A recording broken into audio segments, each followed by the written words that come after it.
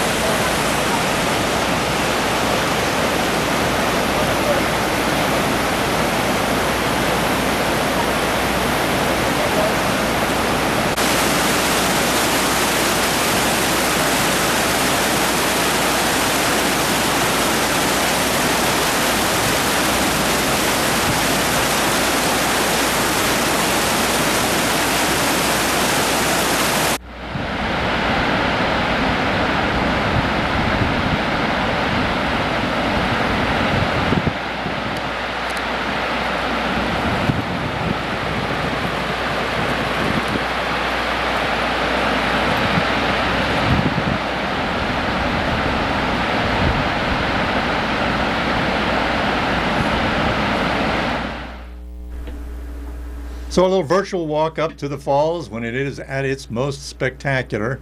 If it got much more flow than that, we wouldn't even have been able to see it. Wouldn't have been able to get anywhere close to it. I have been actually to the overlook when the whole gorge was filled with spray and mist from much greater flow. But that was pretty good. About as high as you want to get it without having damage. Flood damage. So in the bottom of the gorge, the flat rock that the stream flows over, usually the stream is over on one side and there's all this exposed flat rock, but the entire flat rock was covered, and that's why it is a flat rock, because from time to time we get high water like that spreads out over the rock and wipes away any soil that might collect. So once again, this is Walk in the Park, walkinthepark.tv to see all of our shows. Now we're going to go down to Buttermilk Falls State Park and go for another virtual hike there. Now, many of our gorge trails in the area are closed, Taughannock being an exception. So a lot of people think the parks are closed, the trails are closed. Well, some of them are and some of them aren't. So we're going to go explore a couple of little trails, a nice little loop walk at Buttermilk Falls State Park that you can go on during the winter or any time of year and actually get some views into the gorge. So here we are, just a locator for those of you that don't know where it is. There's Buttermilk Falls, just south of Ithaca on South Hill, sort of facing to the northwest, the gorge is actually. Here's a map again you can get on the State Park's website. Go to the page for Buttermilk Falls State Park, and then there's a sidebar where you can click on for maps, and they have various maps. So here's a trail map for the park, and there's an inset on the lower left showing the main gorge. We're going to go the lower section of the right-hand green area there. The lower section of that is the upper park. That's the uphill portion. So let's see. We're going to go into the upper park there. There's a little contact station there where you pay your tickets in the summer, free in the winter, and there's a parking area there. And just to the right there, you can see a panel that has a map on it and pictures of what you can see in the park. And we're going to zoom in to that map. And now this is reversed from the orientation of the other map, such that the gorge goes down in this picture here. It goes downhill towards the falls, towards the valley, and the upper part is the upper part. The upper part of the picture is the upper park, and that's the parking area, ticket booth, restrooms, and so forth. And you can see in the middle of the picture there are some trails. One of them says Service Road, and then there's another bluish dotted trail there. That's the Rim Trail, and then there is a reddish, purplish, violet colored, I don't know how it looks on your screen, trail, which is the Gorge Trail, and that's the one that's closed. Now above the road, I guess it looks black there, that's the Bear Trail, and that one is open. So anyway, we're going to walk from the parking lot across the road on the service road down to the bottom of this picture here where it joins the Rim Trail, the blue trail there, walk back up the picture. Then you see a little spur that goes into the gorge to a bridge in the gorge. We're going to walk down that and then walk back to the Rim Trail and all the way up back to the road, and we'll be done with that walk. So this is going to be a lot of fun. We'll do this virtual walk in the Rim Trail, a Rim Trail loop in Buttermilk Falls State Park.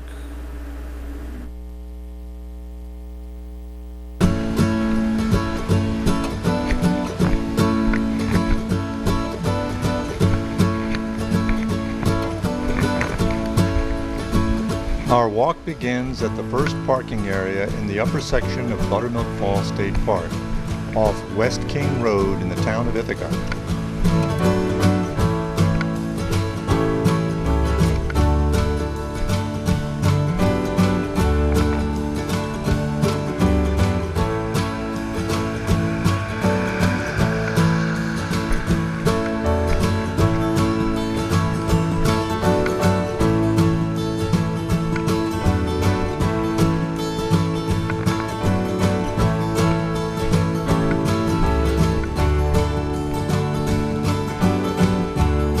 Two trails diverged in a wood, and I took the one on the right.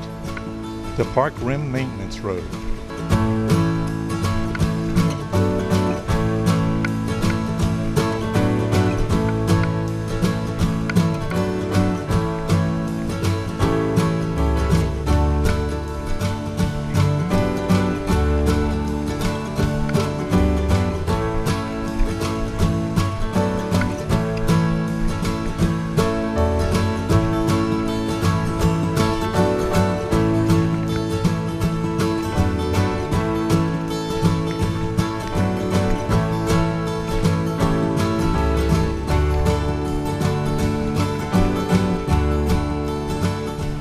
The maintenance road climbs the ridge to the east of Buttermilk Glen.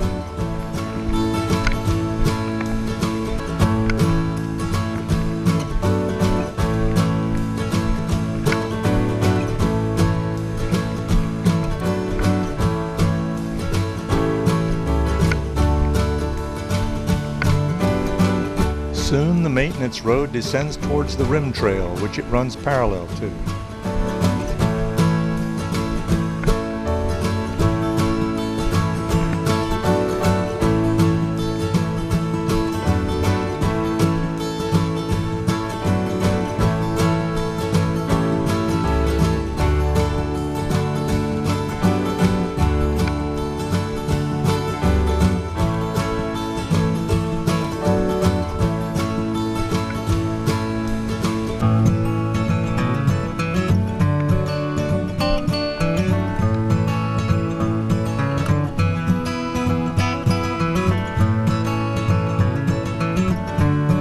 Now I take the rim trail, approaching the glen and heading back in the direction of the upper park.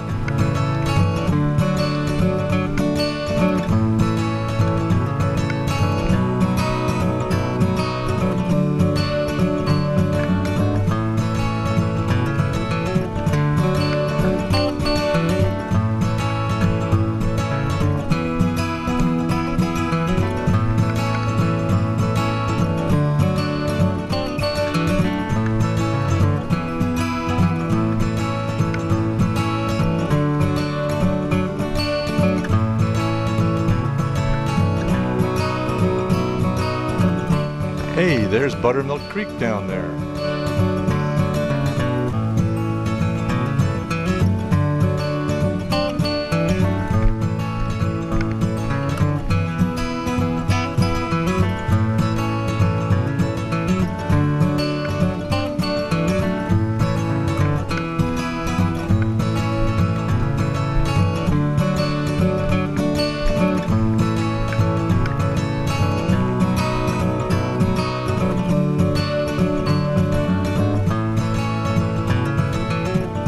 Two trails diverge in the woods again, and the one to the right heads down into the gorge.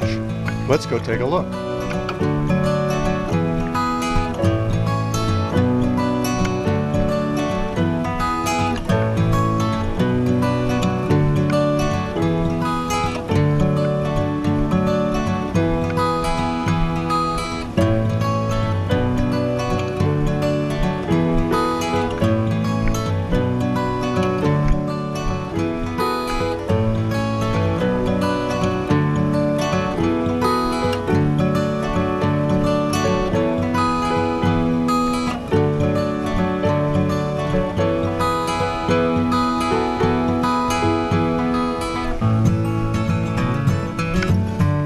Oh my, the gorge trail is closed for the winter.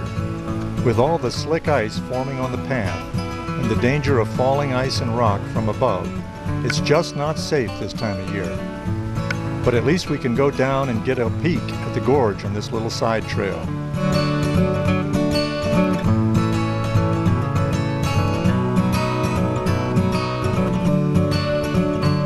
It's time to head back up to the rim trail.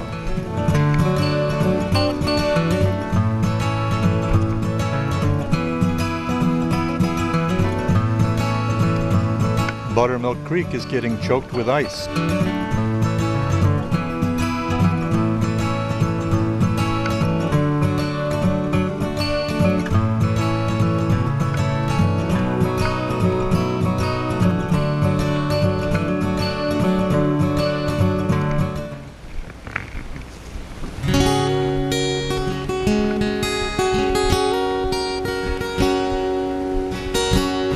let's resume our climb up the rim trail toward the upper park.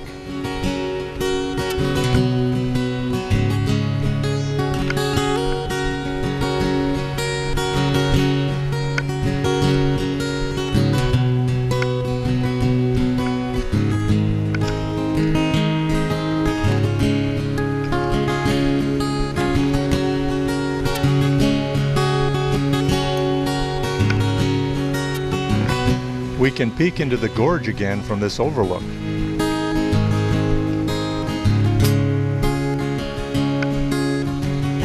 Oh my, there's a photographer on the edge of the cliff outside the safety fence. I better not startle her.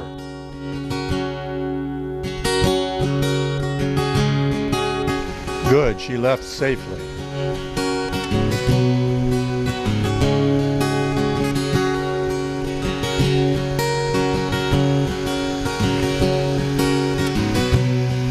There's Pinnacle Rock. Can you see it?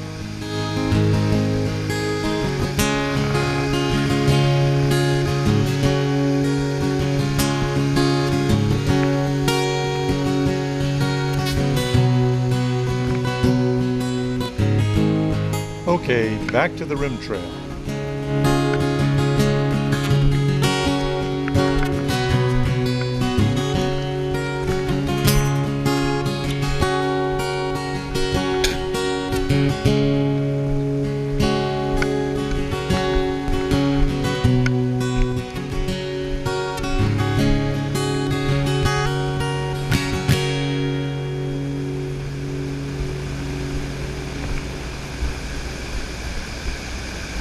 Wow, ice is already covering the gorge trail.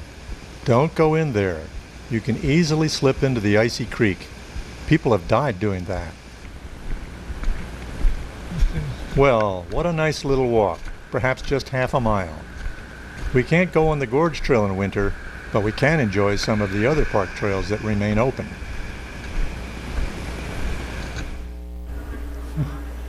I hope you enjoyed the little virtual walk in the rim trails at Buttermilk Falls State Park.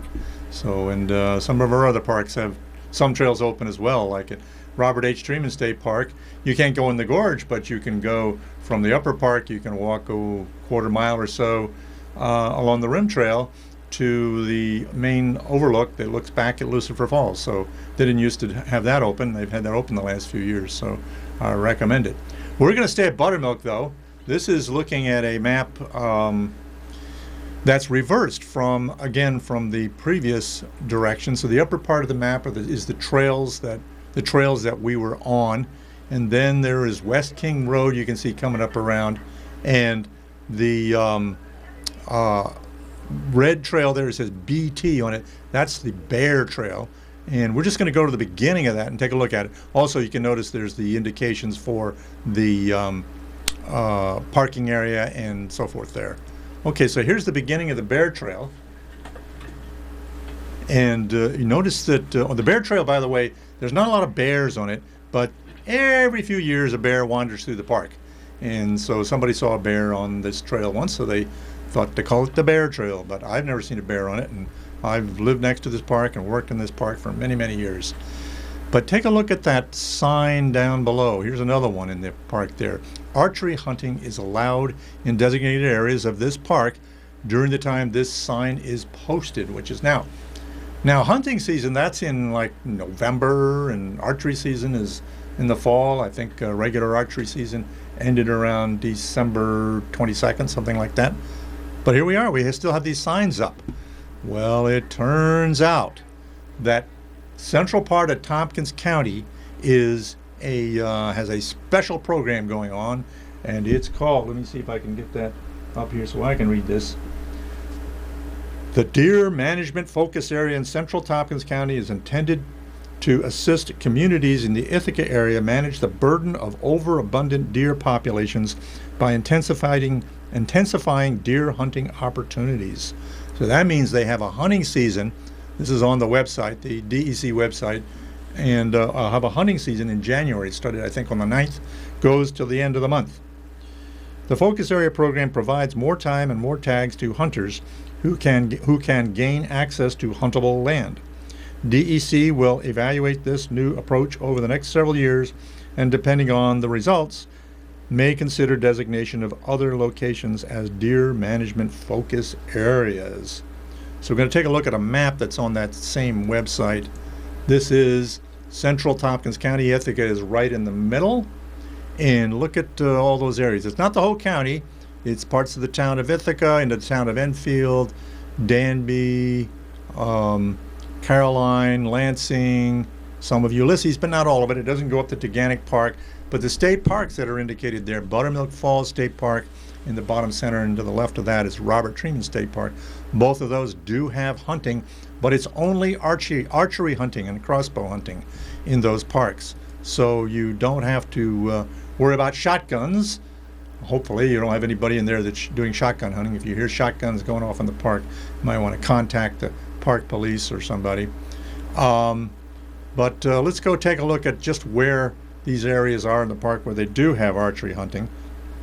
Going back to the ticket station there, and we'll look right by the door. There's a clipboard that says, please remember, archery only, and then there's information and a sign in on the clipboard. And in the window of the door of the building is a map showing the areas where archery hunting is permitted. Now, it's kind of rough to see, but you see all those reddish areas. Those surround the trails in the lower park and the upper park. The upper park is in the lower park is in the upper picture, and the lower park, I'm sorry, the upper park is in the lower picture. So all the areas of trails don't have any hunting on them. That doesn't mean you won't see a bow hunter walk along those trails to get access to the areas on either side, which are indicated by the greenish areas, if you can make that out. So there are bow hunters in the park. I've seen them in some of those areas, but it's not like gun hunting. Archery is considered to be far safer than bow hunting in terms of, than gun hunting. Shotgun hunting is in terms of accidents. So, but it would be a good idea to wear your blaze orange or bright colored clothing or something like that. So that'll be going on to the end of the month. Okay, so we got another minute here. I'm going to pop up to the north end of Cayuga Lake at the Montezuma National Wildlife Refuge. They recently had, let me see if I can get the information up for that. Yeah, the Montezuma Wildlife Refuge provides resting, feeding, and nesting habitat for waterfowl and other migratory birds. Montezuma is situated in the middle of one of the most active flight lanes in the Atlantic Flyway, it's called.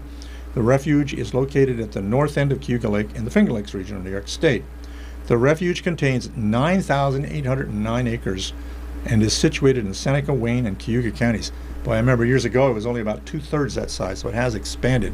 So they have the wildlife refuges around the country have a bald eagle count in the winter, in January.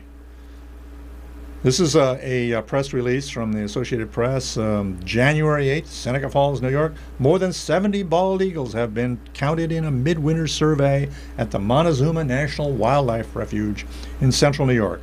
The Auburn Citizen reports that spotters counted about 30 juvenile bald eagles in just one tree on the edge of a pond.